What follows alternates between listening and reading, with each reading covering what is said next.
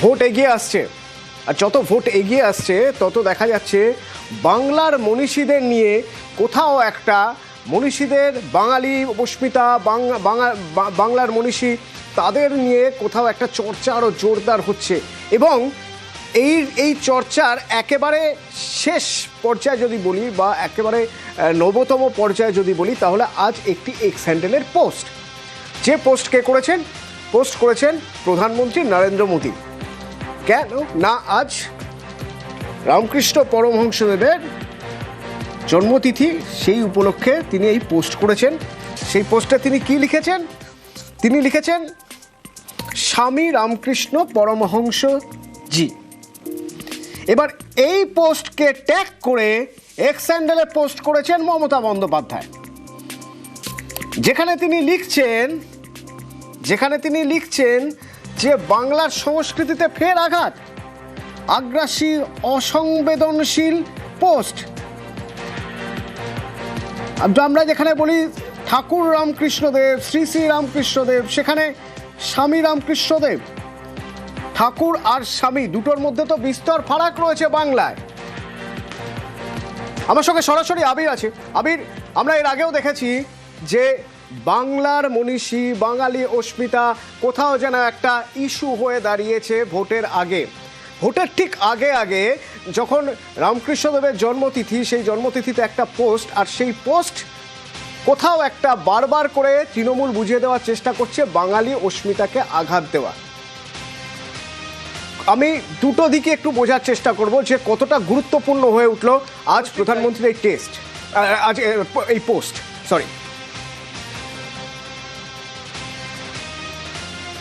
প্রথমত হচ্ছে যে সম্বোধন বিতর্ক তো কোনোভাবেই বিজেপির পিছু ছাড়ছে না। এমনকি সংসদের মধ্যে দাঁড়িয়ে যখন বঙ্কিমচন্দ্র চট্টোপাধ্যায়কে বঙ্কিম দা বলে প্রধানমন্ত্রী উল্লেখ করেছিলেন, সে সময় সেখানে তাকে থামাতে উদ্যত হন তৃণমূল কংগ্রেসের সাংসদ সৌগত রায়ও। এবং পরবর্তী সময় বিভিন্ন ক্ষেত্রে দেখতে পাওয়া গিয়েছে যে মনীষীদের নাম উচ্চারণ করা হোক, মনীষীদের সম্বোধন করা হোক, তা নিয়ে তারা যে ধরনের মন্তব্য করেছেন তা নিয়ে বারবার ধরে সরব হতে দেখতে পাওয়া গিয়েছে তৃণমূল কংগ্রেসকে। এবং এই গোটা ঘটনার বলি যদি আমরা দেখি, শুরু হচ্ছে 2019-এ যখন বিদ্যাসাগরের মূর্তি ভাঙার ঘটনার পর থেকে। এবং তখন থেকে তৃণমূল কংগ্রেসের তরফ থেকে লাগাতার অভিযোগ করে বলা হচ্ছিল কি যে মনীষীদের, বিশেষত বাংলার যারা মনীষীরা রয়েছেন তাদেরকে কোথাও সম্মান দেওয়া হয় না, তাদেরকে অসম্মান করা হয়।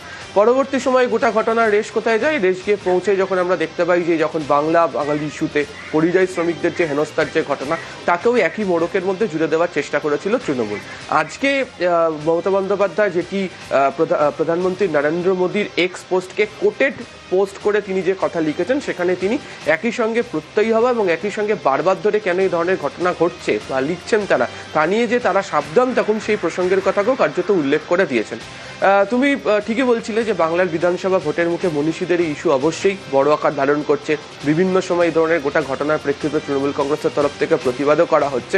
এবং যত এই ধরনের পোস্ট আসছে, তৃণমূল মনে করছে তাতে তাদের পক্ষে রাজনৈতিকভাবে বিজেপির বিরুদ্ধে প্রচার করার অন্যতম হাতিয়ার হিসেবে তারা পাচ্ছেন। তার কারণ তারা যে বিজেপির বিরুদ্ধে প্রচার করতে গিয়ে বারবার ধরে উল্লেখ করেন যে তারা বাঙালিদেরকে সম্মান করে না, মনীষীদেরকে সম্মান করে না, তারা বারবার ধরে অসম্মান করেন, তারই ছবি এই ধরনের পোস্টগুলোর মধ্যে দিয়ে উল্লেখিত হয়। ফলে স্বাভাবিকভাবে তৃণমূল কংগ্রেস গোটা বিষয়টা নিয়ে রাজনৈতিকভাবে তাদের যে বক্তব্য, সেটাকে হাতছাড়া করতে রাজি নয়। এবং সে কারণেই বিজেপিকে তারা ইস্যুতে লাগাতার আক্রমণ শানাচ্ছেন।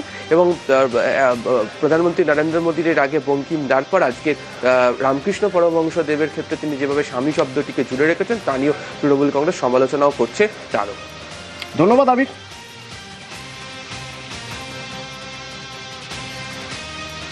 নরেন্দ্র মোদী আজ একটি পোস্ট করেছেন ঠাকুর শ্রী শ্রী রামকৃষ্ণ পরমহংসদেবের জন্মতিথি উপলক্ষে। তিনি পোস্ট করে সেটা শুরু হচ্ছে স্বামী রামকৃষ্ণ পরমহংসদেব, কিন্তু এটা অবিলম্বে ওনার উচিত সংশোধন করা। স্বামী শব্দটা অন্য সন্ন্যাসীদের ক্ষেত্রে সাধারণ অর্থে যে প্রয়োগ হয়, ঠাকুর শ্রী শ্রী রামকৃষ্ণদেবের ক্ষেত্রে সেটা যে প্রযোজ্য নয়, এটা নরেন্দ্র মোদী আর বিজেপিকে কে বোঝাবে? আমি কোনো অশ্রদ্ধার নাকি শব্দ নাকি। গতবার মাননীয় প্রধানমন্ত্রীর টুইটে এই শব্দই ছিল। হিন্দি ভাষী লোকেরা বা উত্তর ভারতের লোকেরা সন্ন্যাসীদেরকে স্বামী বলেন। গতবারও এই টুইট হয়েছিল। গতবার কিন্তু মুখ্যমন্ত্রী এই কথা বলেননি, এবার বলছেন, কারণ এবার ভোটটা আছে, ওনার বাঙালি সেন্টিমেন্টে ভোট করতে হবে। বাংলার মুখ্যমন্ত্রী তিনি যদি মনে করেন যে ভাষাগত কোনো ত্রুটি হয়েছে প্রধানমন্ত্রীর, তাহলে তিনি প্রধানমন্ত্রীকে সরাসরি ফোন করে বলুন যে আপনি ভাষা শুধরিয়ে নিন। কেন ভারতবর্ষের প্রধানমন্ত্রী এই ভুল করে? যদি মনে করো বাংলার এটা অপমান, ঠাকুর রামকৃষ্ণ অপমান, তাহলে সরাসরি জিজ্ঞেস করুন। এই বাংলায় রুটি রুজির গল্প নেই, শিল্পের গল্প নেই, এ বাংলায় ভবিষ্যৎ কি হবে তার নিয়ে কোনো আলোচনা নেই। বাংলার মুখ্যমন্ত্রীর তৎপরতা আর ভারতবর্ষের প্রধানমন্ত্রীর তৎপরতা মানুষের কল্যাণে নয়, তাদের নিজেদের কল্যাণে, নিজেদের ধান্দায়। রামকৃষ্ণ দেবকে মোদির স্বামী বিতর্ক, যেখানে রামকৃষ্ণ বিশেষজ্ঞের মত স্বামী ও ঠাকুরের মধ্যে পার্থক্য রয়েছে। বাঙালিরা রামকৃষ্ণদেবকে ঠাকুর হিসেবেই ভাবতে ভালোবাসেন, সেই আবেগের সমার্থক স্বামী নয়। স্বামী কথাটার মানে হচ্ছে প্রভু। আমরা ঠাকুর বলতে অভ্যস্ত, অবতার বলতে অভ্যস্ত, অবতার বরিষ্ঠ বলতে অভ্যস্ত। শ্রীরামকৃষ্ণ তো অনেক আখ্যায়িত করেন। একটা সেন্টিমেন্ট থাকতেই পারে যে তাকে আমরা যে নামে ডাকতে অভ্যস্ত, সেই প্রভু বা ঠাকুর সংস্কৃতির দিক দিয়ে সেক্ষেত্রে হয়তো সে যে শব্দটি ব্যবহার করা উচিত ছিল, ঠাকুর শ্রীরামকৃষ্ণ, দেব মানব শ্রীরামকৃষ্ণ, অবতার শ্রীরামকৃষ্ণ, এই রকম শব্দগুলি তিনি হয়তো ব্যবহার করতে পারেন। ভোট আসছে, ভোটের হাওয়া গরম হচ্ছে, আর তারই মাঝে খবর বিজেপি থেকে প্রার্থী হতে চান দিলীপ ঘোষের স্ত্রী। দিলীপ ঘোষের স্ত্রী তিনি প্রার্থী হতে চান এবং তিনি তার পছন্দের জায়গাও বলছেন মেদিনীপুর তার প্রথম পছন্দ। বীজপুর থেকেও তাকে প্রার্থী পদ দেওয়া যেতে পারে বা নিউ টাউন কেন্দ্র থেকেও দেওয়া যেতে পারে। 31শে জানুয়ারি বিজেপির সল্টলেক অফিসে বায়োডাটা জমা দিয়েছেন দিলীপ ঘোষের স্ত্রী। আমি মিসেস ঘোষ হয়েছি জাস্ট 8 মান্থস হলো, রাইট?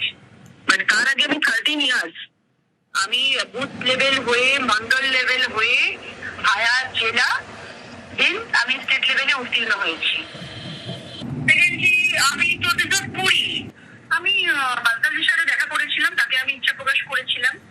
আমি স্বতঃস্ফূর্ত ভাবে ডেডিকেটেডলি একদম গ্রাউন্ড লেভেলে প্রত্যেকটা মানুষের সাথে কানেক্ট করে আমি কাজ করেছি। তাহলে আমি কেন অ্যাপ্লিকেন্ট হব না? এবং তার এই বক্তব্য তিনি যখন আমাদের সঙ্গে ফোনে কথা বলছেন, কোথাও যেন মনে হলো অভিমানী সুর। বিজেপির পুরনো কর্মী, কিন্তু কেন প্রার্থী নয়? এতদিন বিজেপি প্রার্থী না করায় অভিমান, আর তাই নিজেই প্রার্থী হতে চেয়ে আবেদন। আজকে দল আমাকে 12-13 বছরের মধ্যে আমাকে একটা পঞ্চায়েতের মেম্বারের টিকিট দেওয়ার প্রয়োজন মনে করেনি। তো আমার ইচ্ছা যদি আমি জাহির না করি, বলে না যে বাচ্চা না থাকলে মা তাকে দুটো দেয় না, তো সেমনি বুঝে গেছি। আর আমার তো বিয়েটা হয়েছে 8 মাস হলো। এটা আমার 2026টা আমার প্রজেকশন প্ল্যানিং এর মধ্যেই ছিল। আমি যা করি আমার 5 বছরের একটা প্ল্যানিং থাকে, 5 ইয়ারটা নেই করবো, তবেই না আমি একইবার হয়েছি। আর যখন তার স্ত্রী প্রার্থী হতে চাইছেন, তার জন্য বায়োডাটা জমা দিয়েছেন। দিলীপ ঘোষ কি বলছেন রিঙ্কু তার থেকেও পুরনো কর্মী, প্রার্থী নিয়ে দল যা সিদ্ধান্ত নেবে তাই চূড়ান্ত। আমার স্ত্রী তিনি পার্টির একজন কার্যকর্তা, আমার চেয়ে পুরনো। আমি এমএলএ এমপি হয়ে গেলাম, ওনার একবার হওয়ার ইচ্ছা আছে। পার্টির হাজার হাজার লোক অ্যাপ্লিকেশন করেছেন, কর্মীরা, যে কেউ করতে পারে। পার্টি ঠিক করবে কাকে কোথায় ক্যান্ডিডেট করবে। আর রিঙ্কুর প্রার্থী হওয়া নিয়ে প্রতিক্রিয়া দিয়েছেন বিজেপি বিধায়ক অগ্নিমিত্রা পল। আজকে দিলীপ দার স্ত্রী রিঙ্কুদি, তিনি বহুদিন ধরে মহিলা মোর্চার সব ছিলেন, আমাদের সদস্য ছিলেন, দায়িত্বও ছিলেন। এবং আমরা যদি কেউ বায়োডাটা দিতে পারি, আমরা যদি কেউ জনপ্রতিনিধি হওয়ার স্বপ্ন দেখতে পারি, তাহলে রিঙ্কুদি আরেকজন কার্যকর্তা হিসেবে, যেহেতু দিলীপ দার স্ত্রী, সেহেতু তিনি স্বপ্ন দেখতে পারবেন না এমন তো কোনো কারণই অন্তত আমাদের দলে এই ফ্রিডম, এই গণতান্ত্রিক অধিকারটা সবার আছে।